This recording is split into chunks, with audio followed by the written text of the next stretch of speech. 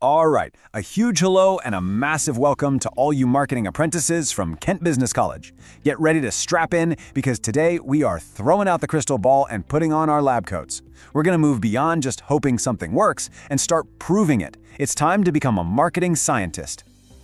Okay, picture this. You've poured months, maybe even years, into a new product. Launch day is finally here. Is it going to be a blockbuster hit that gets you that big promotion? Or is it going to be a total dud that costs the company a fortune? That's the gamble, right? But what if? What if you could peek at the answer before you place that huge bet?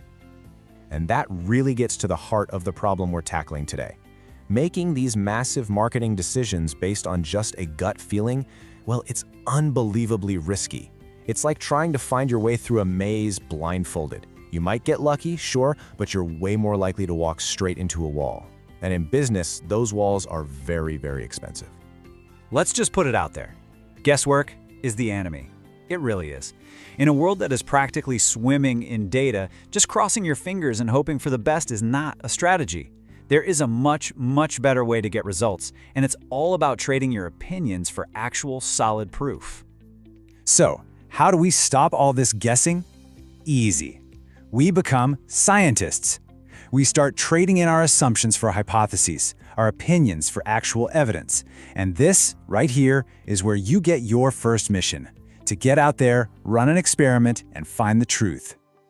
So, the #1 tool in your new science kit, it's called A/B testing. Honestly, just think of it as a marketing cage match. You take two versions of something, an email, a web page, whatever. You put version A in one corner and version B in the other, and you see which one comes out on top. It's simple, it's incredibly powerful, and it gives you cold, hard data. Let's look at a real-world example, like this email showdown. Version A, that's our control, has a generic subject line: exclusive offer for you. Okay, fine. But version B gets personal. John, earn £50 with our new offer. You send one to half your list, the other to the rest. Then you just watch. Which one gets more people to open it? Boom, you have a definitive answer, not a guess. Okay, testing emails is cool, for sure. But what about the really big stuff? Let's level up and go on a real-world field mission. We're talking about the ultimate taste test with one of the biggest brands on the entire planet.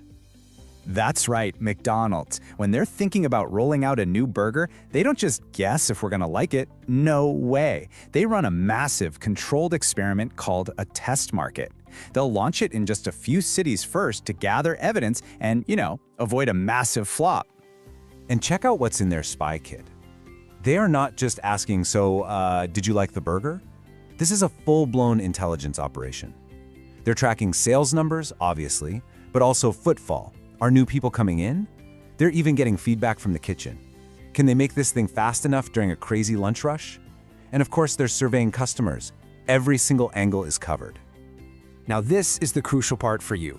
Getting involved in a project like this is absolute career gold. This is where you take everything you're learning and apply it to the real world. Analyzing that data, finding the little nuggets of insight, and using them to shape a future campaign. That skill will make you absolutely invaluable.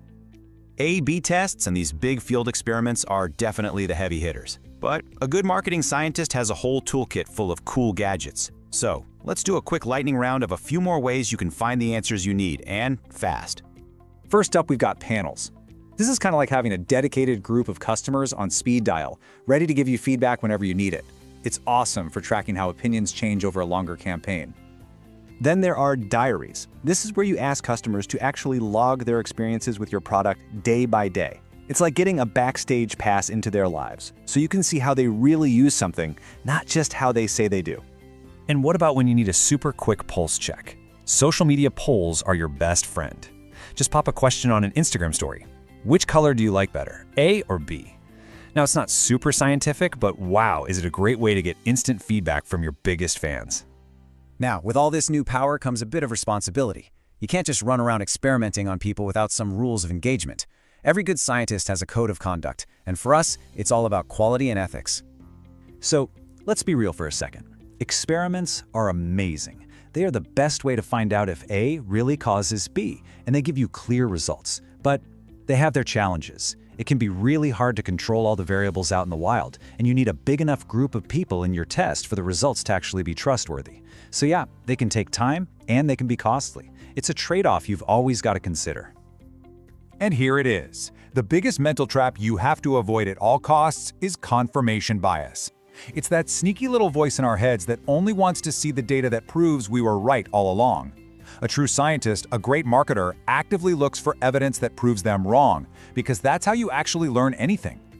So here's your simple, pocket-sized ethics checklist. Always remember this. Number 1, get consent. Be clear, be honest about what you're doing. 2, protect data. Customer information is precious. Lock it down. Think GDPR. And 3, the golden rule, do no harm. Always, always treat your participants with respect.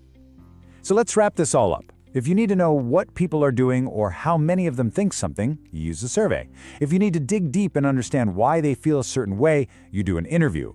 But if you need definitive, undeniable proof that one thing causes another, you run an experiment. And that brings us to the end. You're now equipped with the mindset of a marketing scientist.